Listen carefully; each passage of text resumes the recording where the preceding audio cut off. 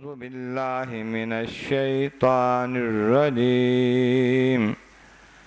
بسم الله الرحمن الرحيم قال إن رسولكم الذي أرسل إليكم لمجنون قال رب المشرق والمغرب وما بينهما إن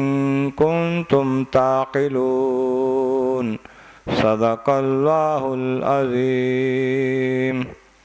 حمد و ثناء رب کریم اور درود و سلام بر سید خیر الانام کے بعد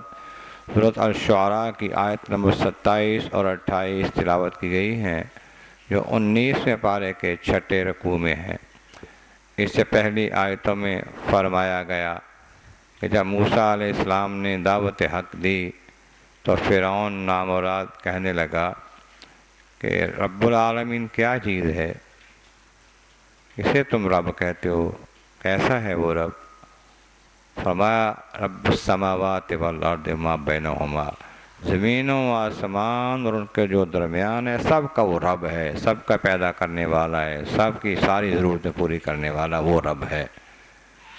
ان کنتم موقنون، اگر تم یقین کرنے والے ہو تو یقین کرو۔ پھر اس نے اپنے ساتھیوں درباریوں کو کہا، سنتے ہو بھی کیا کہتے ہیں یہ نئی بات بتا رہے ہیں، نہ کبھی سنی ہے، نہ کبھی دیکھی ہے، نہ کبھی خیال میں گزری ہے۔ آپ فرمایا ربکم رب آبائکم الاولین، تمہارا رب بھی ہے، تمہارے سے پہلے بڑے باپ دادا جو چلے گئے ان کا بھی رب ہے۔ وہ پروردگار جو تمہیں زندگی دیتا ہے اور تمہارے پہلوں کو موت بھی اس نے دیا ہے، تمہیں بھی دے گا، سمجھ جاؤ۔ لیکن نہیں سمجھا، الٹا کہنے لگا قال ان رسولکم الذی ارسل الیکم لمجنون، اپنے ساتھیوں سے درباریوں سے کہنے لگا، حجت کرتے ہوئے، مذاق کرتے ہوئے موسیٰ علیہ السلام کے بارے میں، دیکھو بھئی یہ تمہارے پاس جو رسول بھیجے گئے ہیں، حالانکہ رسول مانتا نہیں تھا، وہ حجت کے طور پر، مذاق کے طور پر کہنے لگا جو بات بھیجے گئے نہیں ہے، سمجھ نہیں ہے ان کو، کچھ عقل نہیں ہے ان کو، کیا کہہ رہے ہیں، مجنون ہیں، ہوش نہیں ہے، کیسی بات کر رہے ہیں، میرے ہوتے کسی اور کو رب کہہ رہے ہیں، جب میں رب العالمین ہوں۔ نعوذ باللہ فرعون کہتا ہے تو کسی اور کو یہ رب کہہ رہے ہیں، ان کو سمجھ نہیں ہے اتنی۔ اس طرح آپ نے پھر فرمایا قال رب المشرق والمغرب وما بینہما،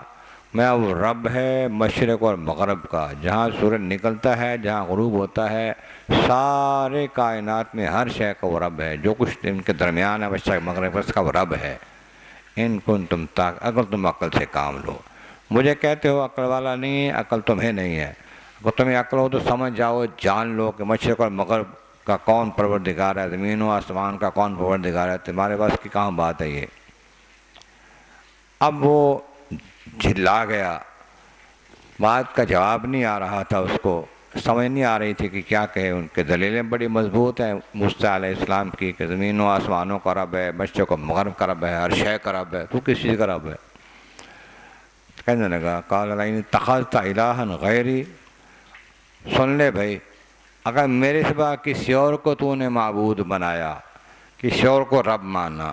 لَأَجْعَلَنَّكَ مِنَ الْمَسْجُونِينَ، میں تمہیں قید کرا دوں گا، پکڑ کے تمہیں جیل میں ڈال دوں گا، قید کر دوں گا تمہیں۔ اچھی طرح یاد کر لو، سمجھ سوچ لو، میرے علاوہ کسی اور کو رب مانتے ہو، کسی اور کو خدا مانتے ہو، چھوڑ دو اس بات کو، اگر ایسا ہی کرو گے تو میں تمہیں سزا دوں گا، اور ایسی سزا دوں گا یاد رکھو گے۔ کہتے ہیں کہ اس وقت اس کی جو سزا ہوتی تھی یا قید ہوتی تھی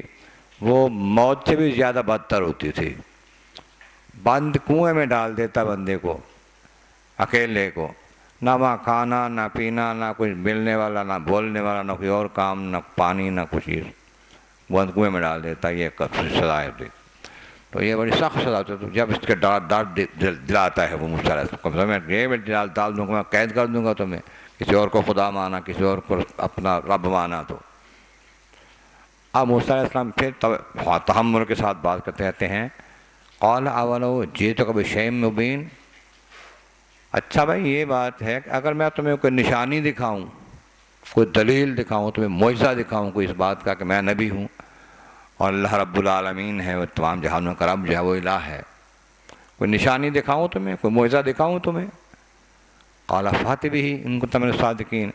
ہاں اگر واقعی تم سچے ہو، تم نبی ہو، تم رسول ہو، اور رب ایسے رب کو مانتے ہو جو کچھ کر سکتا ہے، تو لاؤ پھر اپنی دلیل کوئی نشانی لاؤ، اگر کوئی ہے تمہارے پاس تو دکھاؤ کیا ہے تمہارے پاس۔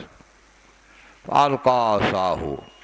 آپ نے اپنا عصا مبارک زمین پہ ڈال دیا، فَإِذَا هِيَ ثُعْبَانٌ مُبِينٌ، بہت بڑا اژدہا، بہت بڑا سانپ بن گیا۔ جب یہ دکھایا پھر نزع یدہ، فَإِذَا بَيْضَاءُ لِلنَّاظِرِينَ، پھر اپنا ہاتھ جو ہے وہ گریبان میں ڈال کے باہر نکال کے دکھایا، سورج کی طرح چمکتا ہوا دیکھنے والوں کے سامنے ہو گیا۔ تو یہ سارا کچھ دکھایا اس کو، لیکن اس کی قسمت میں ایمان نہیں تھا، نہ مانا۔